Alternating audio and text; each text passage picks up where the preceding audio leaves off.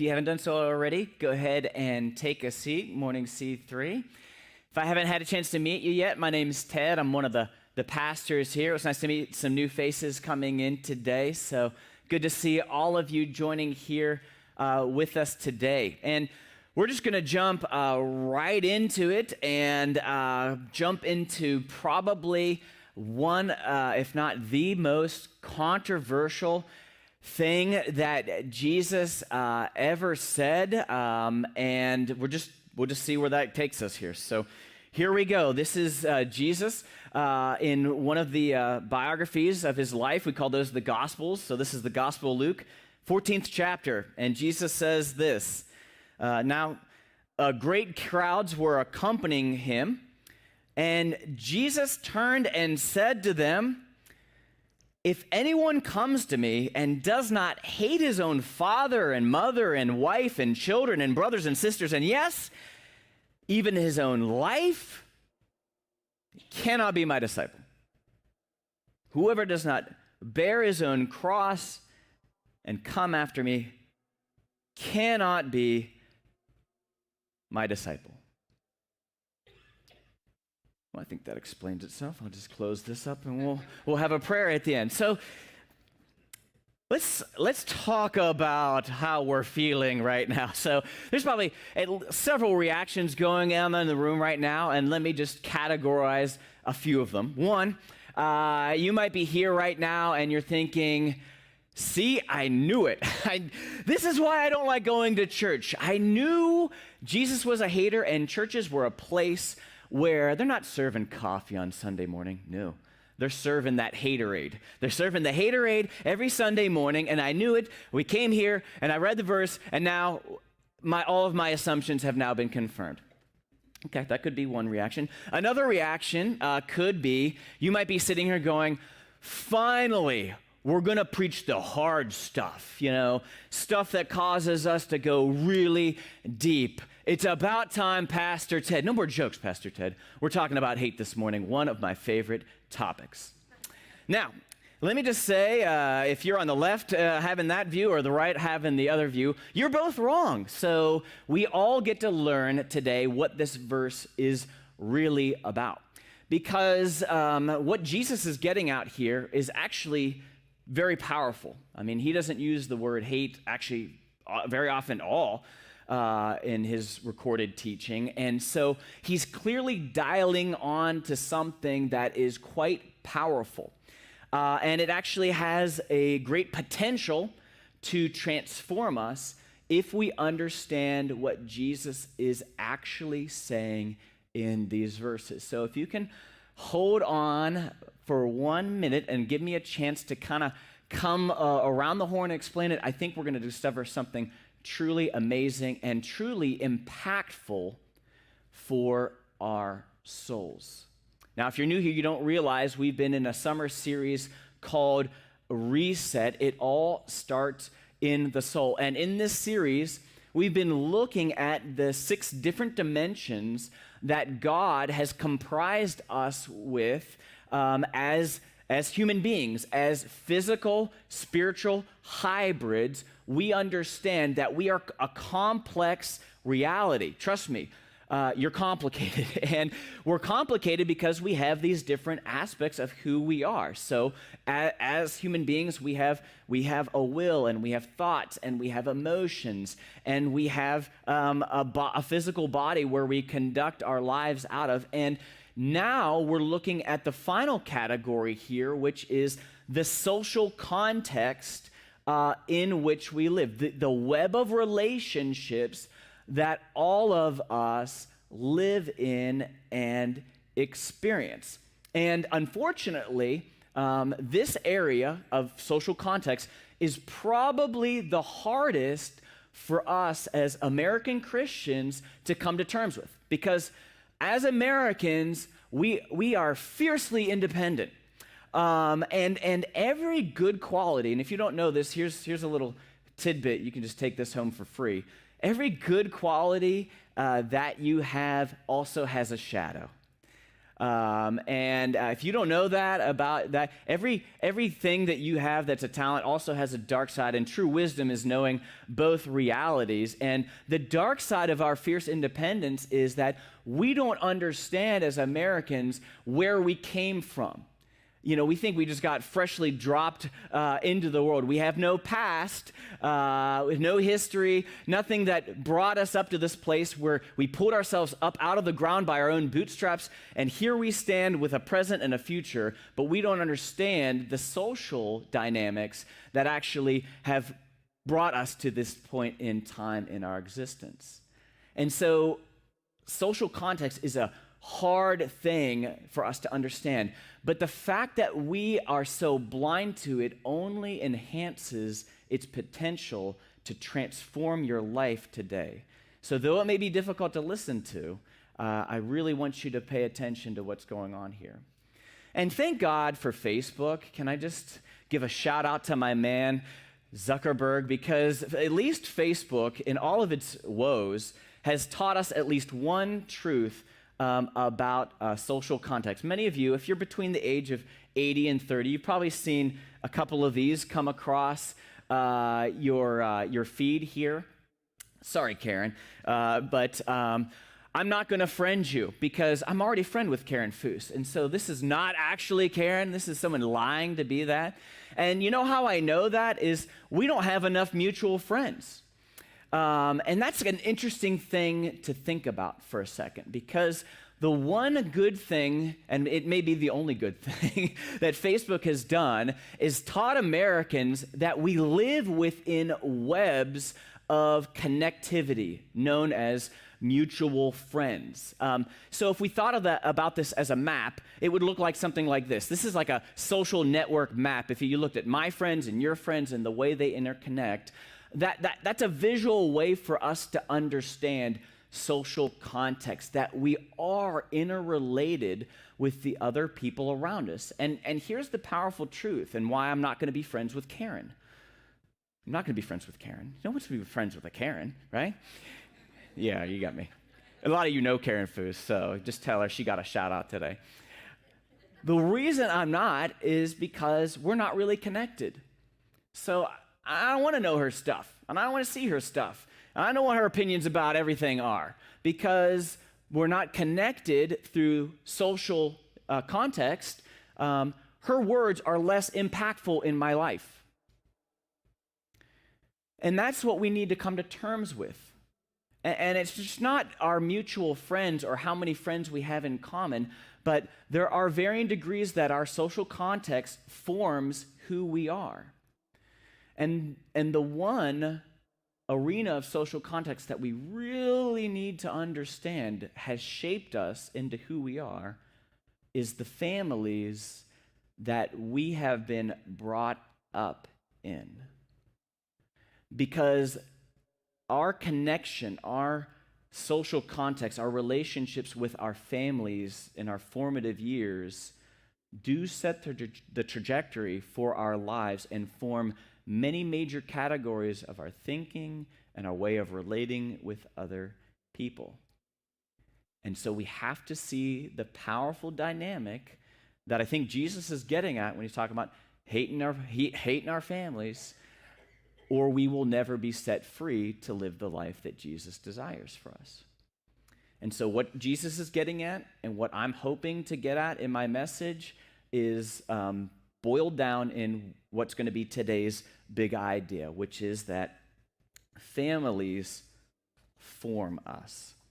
That whether we like it or not, or whether we look back at those early years with all kinds of joy and gratitude, or maybe anger and unresolved issues, it doesn't matter where you are on that spectrum. I do want to be sensitive to some of the crummy families that many of us grew up in.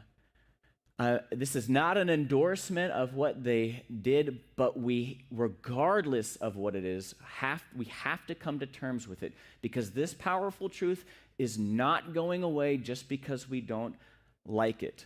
And ignoring its reality will only keep us blind and shackled to the new family that Jesus desires to bring us into. If you're a follower of him, that new family is called his church. So let's take a couple minutes and let's talk about this passage Jesus is talking about, and let's see how understanding the role of our families in our lives and releasing that role empowers us to live in the new family, the church that Jesus desires us to live in. So let's go back to the problem passage, right? So here's Luke 14, 25 to 27, and we've highlighted this middle phrase: if anyone comes to me and does not hate his own father and mother. Wow. This is a powerful and very direct teaching. Now, it's powerful, but also it's a little problematic, right? So if you've been around the Bible for a while, you might realize that Jesus calling us to hate our parents comes with some issues. I mean, number one, Jesus, he said some things about love too, didn't he? I mean, I think he said something about the greatest commandment was, loving God with everything and loving your neighbor as yourself, except your parents, you should hate them. I don't think that's what he was teaching, right?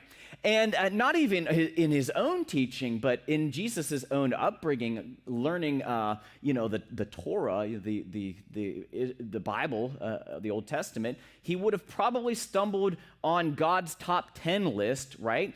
The 10 Commandments, and there's one of those in there, number 5, that says this, and this is Exodus 20:12. You've probably heard it before if you didn't know it came from here. It says, honor your father and mother, that your days may be long in the land the Lord your God is giving you. Now that seems like a positive thing, right? You want to live a long time in the land, because if you're getting ripped out of the land, that's not a good sign, right? So you don't want that. So how are we supposed to understand what Jesus is saying in light of God's other commands to, at the very least, honor our fathers and our mothers? Well, let's take a look at this command for a second and try to understand what it means, because at the very least, all of us need to understand what this is teaching us. Well, first, let's take a look and just consider that word honor for a moment. It's a word we use a lot, but I honestly, if you sat down and if I quizzed you on how to define it, I think it would be a little bit harder than you might expect to sit down and actually spell out what does it mean to honor someone. Well, that word originally in the Old Testament comes from a word that means, it has this idea of weight to it and value, which is kind of a weird association, but I think a lot of us actually would understand this a little better if I put it in something you would understand. So, if you buy a new laptop and you pick it up and you feel the body of the laptop start to kind of bend under your hand, you're gonna immediately realize this thing is pretty chintzy. This thing is probably not going to last very long. It has and we even use this in our car. It has a plasticky feel to it, and so there's no weight, there's no substance to it. It's really not well built, and I think that's kind of the understanding that the early writers who wrote down the Ten Commandments had, because you have to understand in ancient days, whether it was coins or decorations, if they were using precious metals, those would be things that carried weight to them. They had significance and value. And so I think what the fifth commandment is getting at here is that we need to all come to terms with the weight and significance that our families and our parents played their role in our life. And so we need to understand that significance in our lives and then respond out of that and honor them for the unique position that God has placed them in our lives. And again, we as American Christians or just as straight up Americans, have a huge blind side to this. We really struggle with seeing how those in our family unit have contributed to where we are today, and so we can miss out on this. Or if we've had a painful experience in growing up, we may want to avoid coming to terms with the role that they have played in our lives. But regardless of what our experience was, we cannot escape that our families have formed us for better or for worse, and will never truly grow until we at least honor them by coming to terms with this unique position that God gave them, understanding that they tried as best as they could, and then having peace and closure with that part in our lives.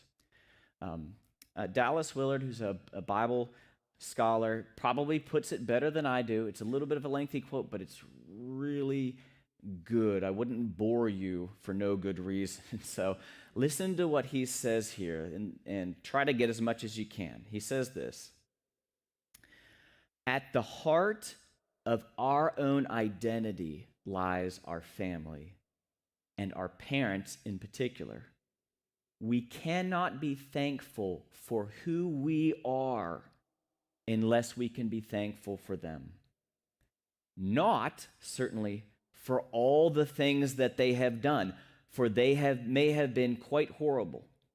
And in many cases, we must come to have pity on them before we can be thankful for them. Nevertheless, the fifth commandment says, honor your father and mother, and adds that your days, that you may enjoy a long life in the land your God is giving you. Now, there is a lot going on in that quote, but the main thing I want us to see here is that we cannot avoid the role our families played in forming our identity. Honoring them means simply recognizing that role. That doesn't mean that everything that they did was good, any more than forgiving someone who wrongs you means that everything that they did is good. It means coming to some resolved position of understanding what that was and being able to release them from having to pay me back, living in the anger that it has caused me and dragging that along in my life, even as I might be trying to deny it. Look, I mean, a lot of you, if I asked you what your families were like growing up, you'd probably say to me, fine. And fine is a funny word in our language. It normally means, I'm not talking about that right now. Like, I've put that in a box and I buried that in the sea because I don't want to ever look in there again, because fine rarely means fine. And we try to deny the pain that we're dragging along with us, but you can't put it anywhere else. It's still a part of who you are, and not recognizing it ain't making it go away. It's like when kids, when I see my kids, you ever see them like hurt themselves really bad? They smash their thumb in something or stub their toe on something. Like, oh, buddy, was that okay? And like, I'm fine. Oh, yeah, I'm fine. It didn't hurt. It didn't hurt. Is all of this attitude that we think somehow denying the reality of something is somehow going to make it go away, and yet it's still there. Failing to honor our father and mother, recognizing the role that they had in our life, only paralyzes us from releasing that role. And if we can't release that role, then we can never progress and move into the new family that God desires to shape and heal us in. And that's what Jesus, I think, is really getting at in this whole haterade passage. He's asking us to learn about the power that different social contexts have played in our lives. We can recognize them and then renounce them, that's going to be his word, so that we can be his disciples. So just going back to the problem passage here, a little bit later on, and this is what's going to be in highlights. Jesus concludes what he's getting at with talking about hating with this final line, and it's that last one after the triple dots. It says, "So therefore, any one of you who does not renounce all that he has cannot be my disciple." That unless we are willing to look deeply at how things have influenced who we are, we cannot come to terms with how we should let them go and truly be his follower. Now, and when Jesus says, unless you do this, you can't be my disciple, he's not just being a snotty kid on the playgrounds like, I'm going to take my discipleship and go home. It's not a cannot, like he's refusing to let you play his reindeer games. The cannot here is like, if I said to you, hey, let's go play catch, and you showed up with all of these heavy suitcases in your arms, and I said to you, you cannot play catch with me and hold on to all of your junk.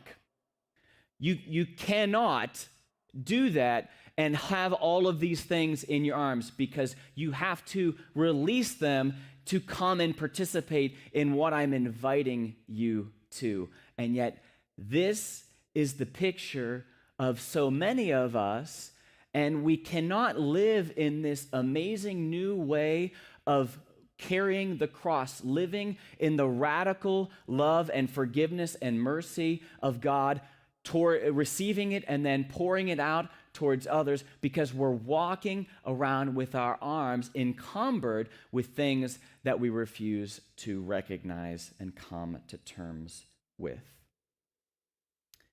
Our problem as the church is that we come to Jesus for our forgiveness, but we refuse to stick around in his presence long enough to receive his true healing.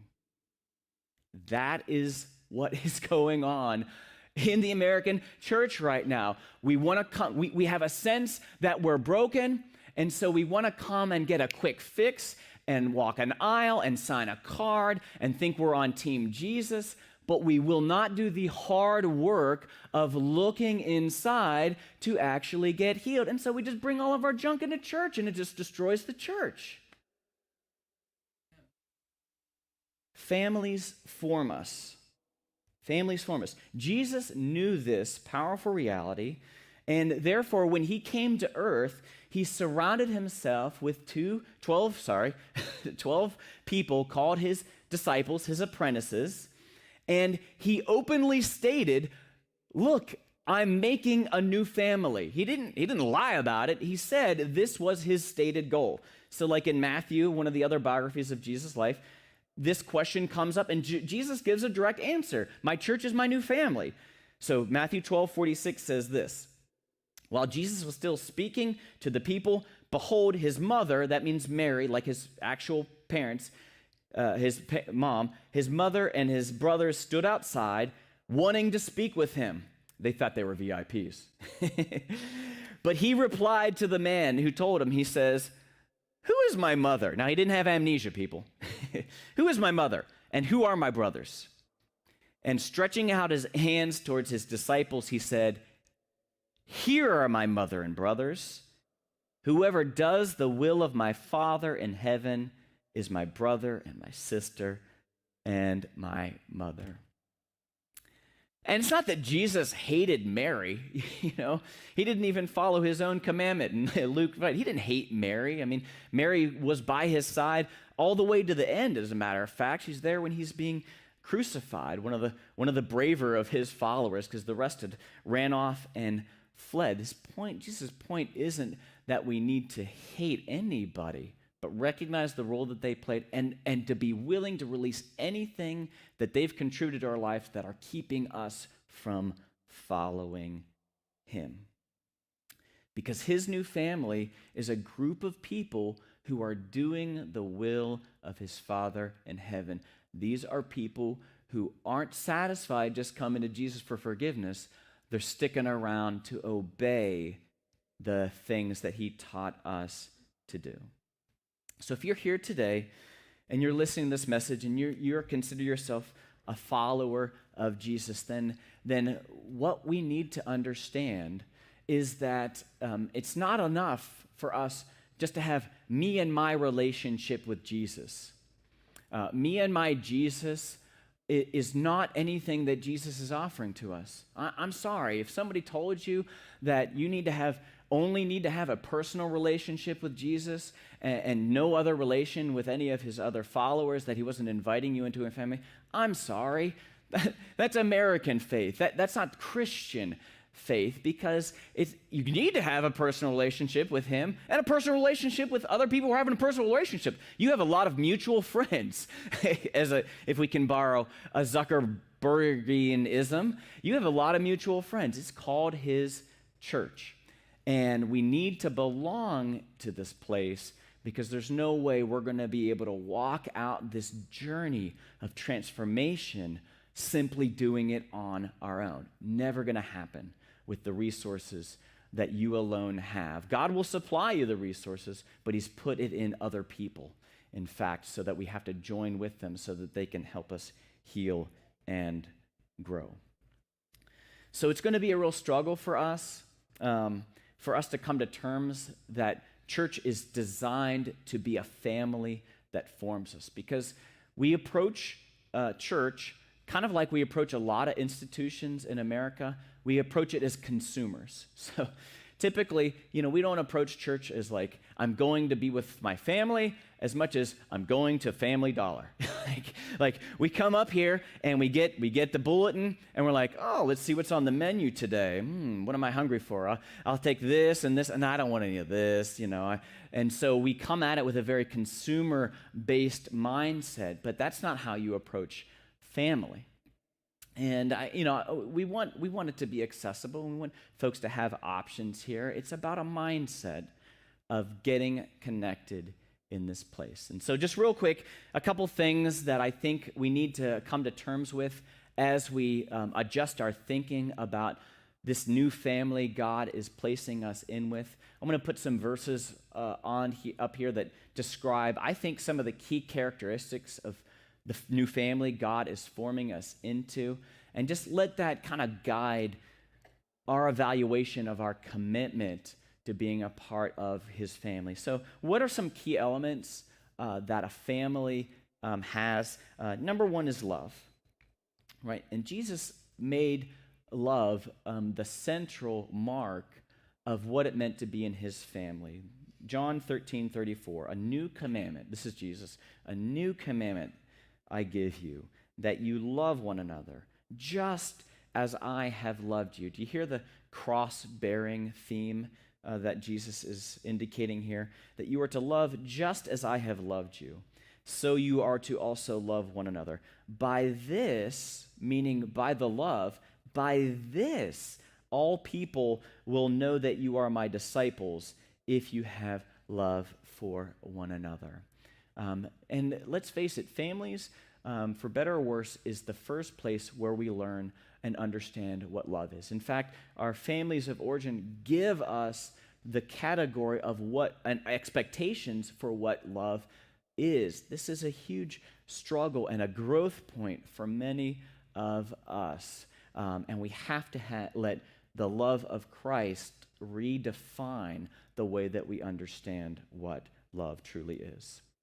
So that's the first thing in the family formula. The second is service. Jesus made service in his family the mark of being a part of it. He says this, whoever wants to be great among you must be your servant, and whoever wants to be first among you must be your slave. Families serve one another. Everybody's got chores. And even beyond that, when you commit yourself to being part of a group and you are willing to walk in love with them, sooner or later you realize that serving that group is how we nourish one another. That we don't come into relationships saying, meet my needs. You exist to serve me. I'm broken, and, spouse, you exist to make up for all my inadequacies. But True loving connection means if I pour what I have into this, I am trusting that I will receive back everything that I need. That is how we learn to grow, through service with one another. And then the final thing is unity is an earmark of church. And we read about this in Ephesians 4, 1-3. Now just take a moment and listen to this verse. And what if church looked like this? He says, walk in a manner worthy of the calling to which you have been called, with all humility and gentleness, with patience, bearing with one another, eager to maintain the unity of the Spirit in the bond of peace.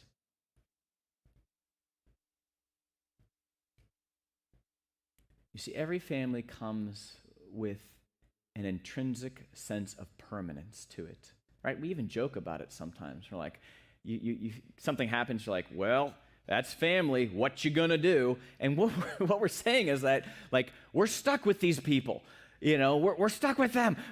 Oh no, it's Thanksgiving. What am I gonna do with these people? And what if we took that same mentality to the relationships that we form in the new family that God is giving us in the church? Because I think, coming off a consumer mindset, we're way more likely to just bolt and run when church gets difficult than stick it out and discover what might happen if we allowed the tension and difficulty to get high enough to a point where we could actually be transformed. What if the transformative power could only occur if we were stretched our tolerance beyond what we're accustomed to and allowed those relationships to have their work in our lives? So that's what Jesus is calling us to realize the social context that many of us grew up in, for good or for bad. We have to come to terms with the contribution that our families have made to us, because our families do form us. And that doesn't mean that it was all good, and honoring it doesn't mean that we sweep it under the rug, but it does mean that we need to stop saying it was fine and ignoring what it did and how it shaped us. The power of the past is a reality in all of our lives. We need to recognize it in order to release or renounce it, as Jesus puts it, because unless we do that, we just live with blinders on, stumbling through our years of Christian faith and never really becoming the kind of people that Jesus desires us to be. And I'll be the first to admit this picture of the church as God's family and what that could mean for us at C3. I know He is calling us to do something amazing here. I don't have it all figured out, and I know it's a scary thing to jump in and connect with people in a truly transformative and vulnerable and meaningful way. So don't come up to me asking for all the answers. I just know we have to get there. But let me give a couple potential next steps here that I think are safe and allow us at least to begin this journey together. So how can we do this as a church? Number one is some of you may need to simply take a step.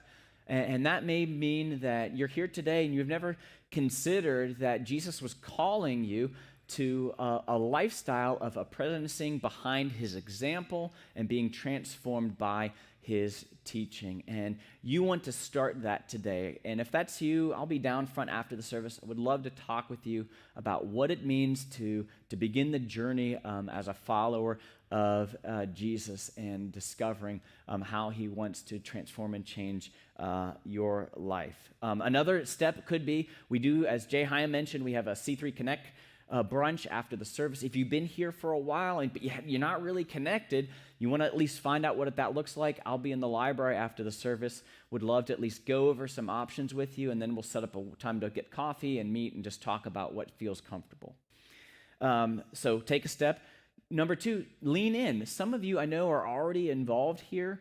You're serving in a group or a team, but maybe you're kind of keeping it at arm's length. Maybe you're not really engaging relationally with those people. Maybe they're offering things for you to do or learn or opportunities to connect with them more, and you're kind of like, yeah, I'm just in it for the Sunday.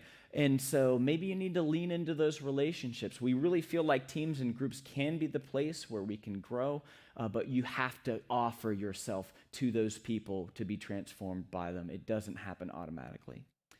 And then finally, I would say, dream about what this could look like. Like I said, I don't think I have all the answers as far as what the shape of the church can be like if it's truly the family of God. And that's everything from what we do here on Sunday morning to how we disciple with each other throughout the week. I don't know, but if God is stirring something in you that you think might be helpful, talk to me afterwards, shoot me an email or a text. All of my contact stuff's on our website, and let's talk about it. I'd love to just hear what the community is feeling could be helpful. So Jesus begins Luke 14:24 by saying hate. And hate is a powerful word. I kind of wish he hadn't used that word because it makes my job as a preacher really hard. Like, I'm sitting here, backpedal. Like, throughout my message, like, what he meant to say was, and let's just let it sit there. That Jesus uses a powerful word that is hard to understand, that causes us to scratch our heads because he wants to disturb, this comfort that we have in our mind with the past. And he does so effectively. And he makes us reevaluate how those connections are still influencing us and calls us to recognize the influence that are these things, people, money, wealth, all of it's in Luke 14. All of these things might have hindered our soul and might be keeping us from pursuing him in this radical, cross-bearing love that he says will declare to the world that we belong to him. We have a great opportunity here with one another to connect and heal those wounds from the past and move forward into the new life that Jesus desires for us. That we can shine like a city on a hill if we are willing to engage with him in this transformative work. But we will never come to terms with it unless we are willing to grip with this powerful truth that it is our families that form us. Let's pray. Father, when we get to pray to you, announcing that you are Father, that means that you are inviting us to become family with you and your Son, Jesus, through the power of your Spirit. Help us then to really invest in this new family that you're calling us to. And I pray that as we work through issues in our past, that you would bring people into our lives who can gently lead us along, enabling us to come to terms with some hard things in your grace and to receive the love and forgiveness that maybe we didn't have in those initial relationships, but we can find here in this place.